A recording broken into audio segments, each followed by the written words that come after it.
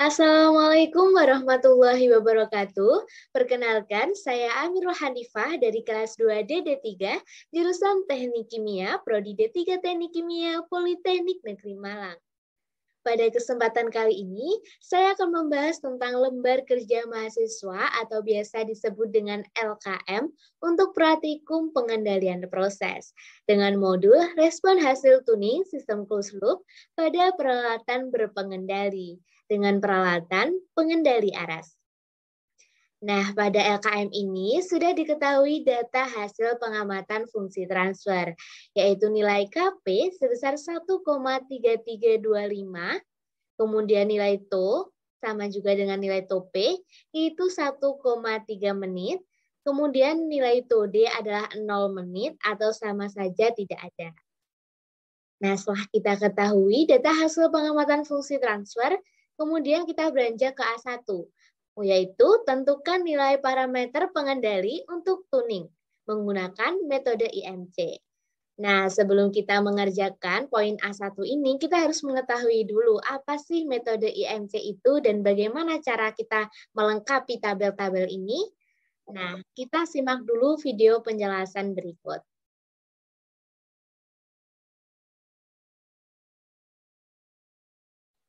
Nah, sebelum kita lanjut untuk mengerjakan LKM dengan menggunakan metode IMC dan melengkapi data-data tabelnya, kita kupas lebih lanjut dulu tentang apa sih itu metode IMC.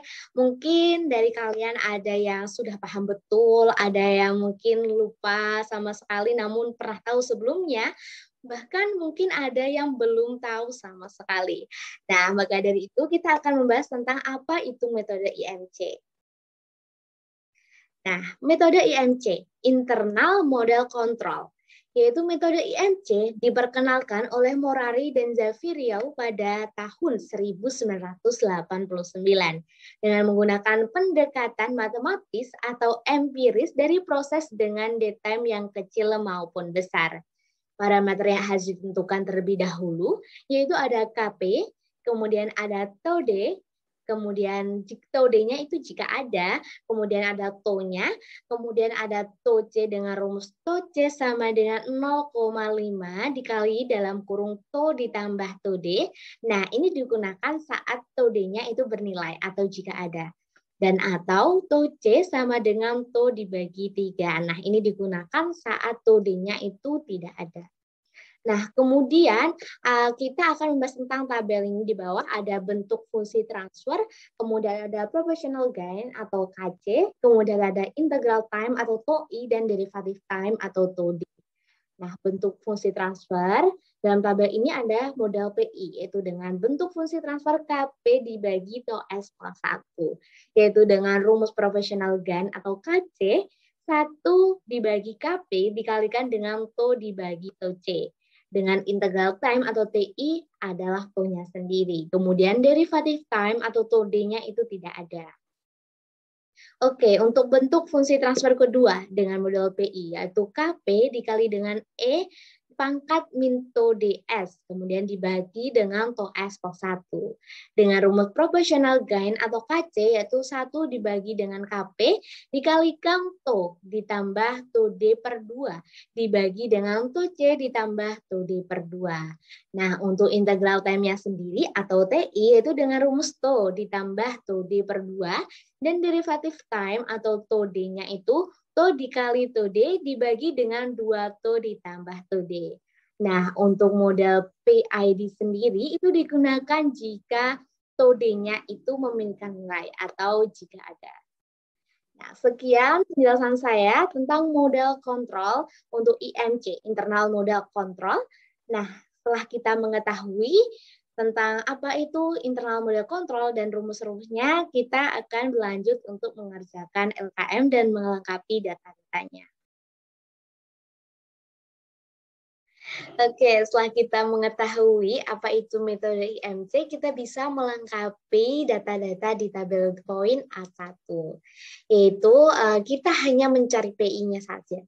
Kenapa? Karena sudah dijelaskan dari video sebelumnya bahwa untuk nilai PID itu jika TOD-nya ada. Nah, untuk LKM ini nilai TOD-nya itu tidak ada, yaitu 0 menit. Sehingga kita hanya mengerjakan untuk model PI saja. Nah, untuk yang pertama itu kita mencari nilai TOC-nya dulu, yaitu TO dibagi 3. Yaitu 1,3 menit dibagi dengan 3 menghasilkan nilai TOC 0,43 menit. Kemudian kita mencari KC-nya dengan rumus 1 dibagi dengan KP dikali dengan TO dibagi dengan TOC. Yaitu KC sama dengan 1 dibagi nilai KP-nya 1,3325, kemudian dikali dengan 1,3 menit dibagi dengan 0,43 menit, yaitu hasil TOC-nya tadi. Sehingga didapatkan nilai KC sebesar 2,25140,713. Nah, setelah nilai KC kita dapatkan, kemudian nilai PB. Nilai PB sendiri itu dengan rumus 100% dibagi dengan KC, yaitu sama dengan 100% dibagi dengan 2,25140,713. Sehingga didapatkan nilai PB-nya sendiri 0,444166667. Nah, sudah lengkap tabelnya. Kemudian nilai TO 1 dalam menit tadi sama saja dengan TO, yaitu 1,3 menit. Dan nilai TOD-nya tidak ada.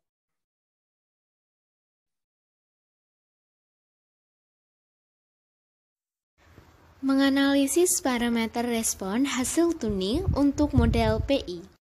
Dan selanjutnya kita akan membahas LKM untuk menentukan parameter-parameter analisis untuk pengendalian aras dengan model PI, yaitu dengan data hasil pengamatan tuning tipe servo, pengendali PI dengan nilai SP1 sebesar 30%, SP2 sebesar 50%, PB sebesar 0,44, TOI sebesar 1,3 menit, dan TOD-nya tidak ada.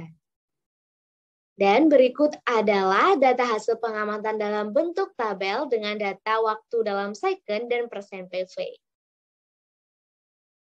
Setelah kita mengetahui data hasil pengamatannya, kita bisa membuat grafik hasil pengamatan, yaitu dengan sumbu X-nya adalah waktu dalam second dan sumbu Y-nya adalah persen PV.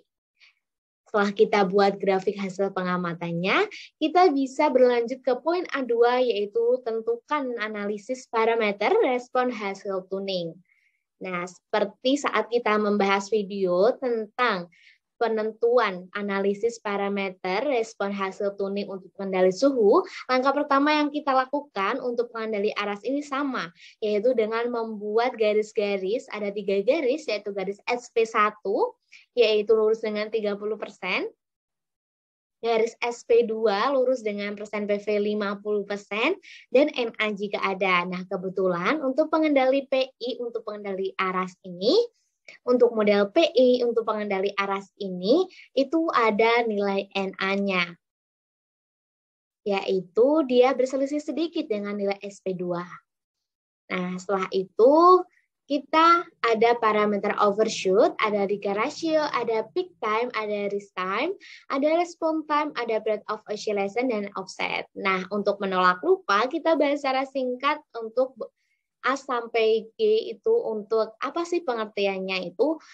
Overshoot sendiri itu adalah amplitude maksimum yang dihitung dari nilai akhir, yaitu dari puncak sampai NA itu panjangnya berapa, kemudian dari NA sampai SP1 itu panjangnya berapa, kemudian dibandingkan.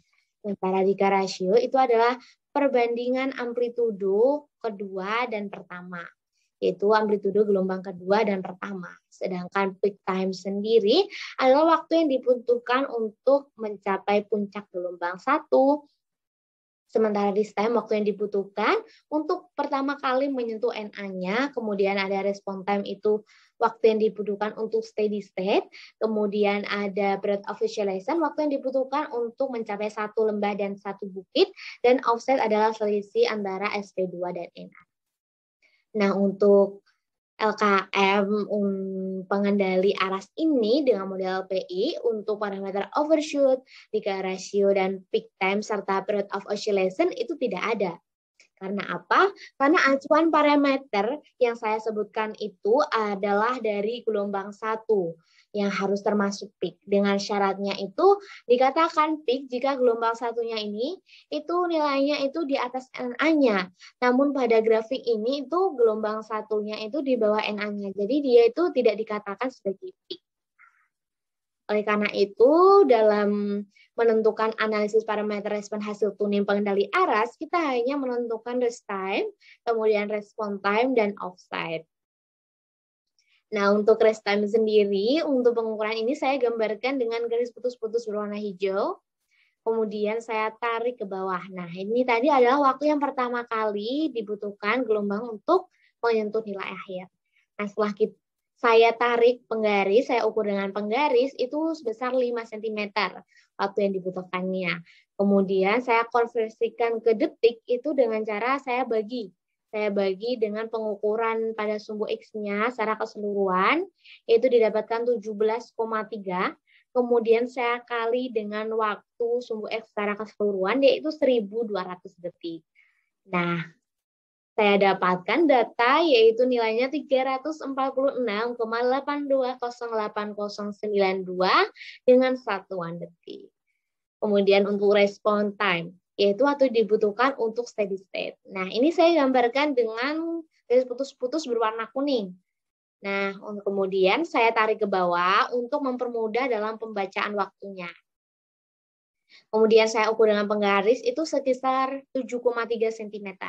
Kemudian saya konversi ke detik itu dengan cara saya bagi dengan pengukuran keseluruhan sumbu X-nya, yaitu 17,3 cm, kemudian saya kali dengan keseluruhan waktu di sumbu X-nya, yaitu 1.200 detik. Nah, sehingga saya dapatkan nilai sebesar 506,35838815 dengan satuan detik. Setelah itu offside. Offside sendiri ini selisih dari NA dan SP2 ini kira-kira 0,1%.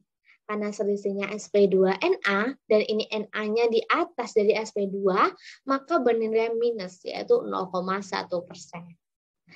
Nah, sekian penjelasan dari saya tentang parameter tuning dan modal PI untuk pengendali aras. Kurang lebihnya mohon maaf. Wassalamualaikum warahmatullahi wabarakatuh.